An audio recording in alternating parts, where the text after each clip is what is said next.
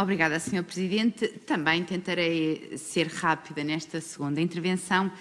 Apenas gostava aqui de focar, aliás, como muito bem me lembrou ali o Sr. Deputado João Dias, do PCP, depois de ouvir a Sra. Deputada Joana Bento falar dos 15 milhões de euros disponibilizados, tem toda a razão. Esqueceu-se foi da parte que não foram usados porque depois não foram efetivamente disponibilizados para serem aplicados no terreno.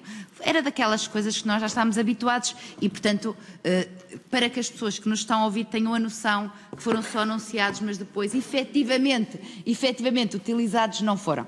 Portanto, acho que é importante também termos esta transparência que é aquilo que se busca.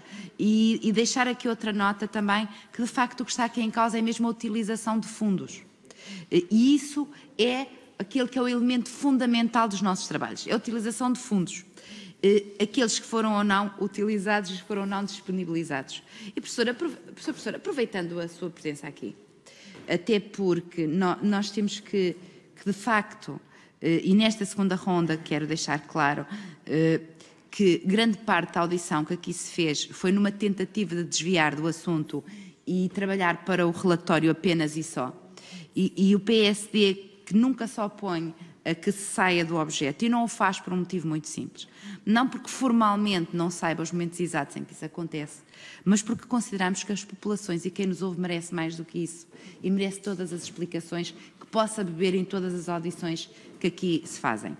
Também merecem ouvir as explicações do incêndio, do que correu bem, do que não correu mal, independentemente do que está, da mesma forma que merecem uma opinião que é balizada e especializada, embora não tenha estudado especificamente este assunto e, portanto, aproveito para lhe deixar só estas duas ou três questões muito cirúrgicas, porque não vou gastar sequer os 5 minutos, que têm a ver com o facto de, até hoje, e isto, se estava ou não nas vossas recomendações e se até hoje foi cumprido, e se não tinha sido fundamental agir nesta área, cobertura de rede.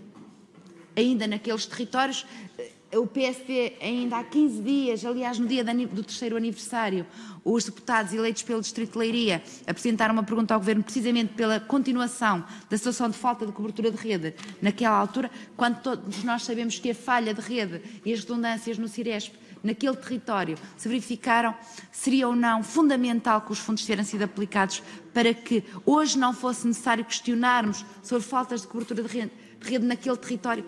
E naquele território, como em todo o território nacional.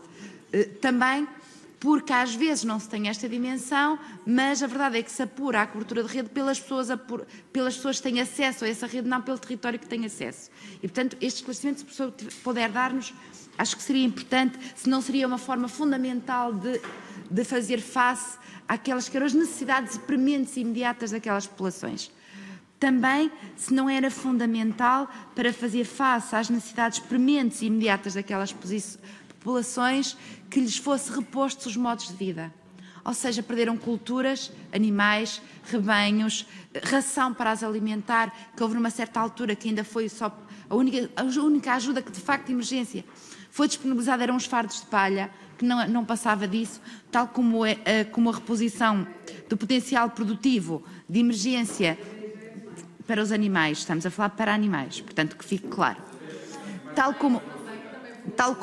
como era fundamental que para a reposição de emergência e para evitar as contaminações, se o professor sabe quais foram exatamente aquelas que foram as obras levadas a cabo imediatamente, para que estes territórios não sofram para além do que já sofreram das contaminações. E finalmente esta era uma última pergunta, se era ou não uma utilização fundamental e fulcral que fosse imediatamente dado corpo a essa necessidade de se evitar que as acácias e todas as infestantes invadissem aqueles territórios que tanto se culpa o eucalipto e parece que toda a gente se esquece que atualmente está infestado por algo muito mais pernicioso do que qualquer monocultura, que é a cultura espontânea de tudo aquilo que são infestantes e que isso sim vai afastar de vez as pessoas desses territórios. Finalmente, professor, e é mesmo a última pergunta, e acha que isto se resolve só por legislação ou com medidas efetivas e fundos gastos no local? E muito obrigada por ter vindo.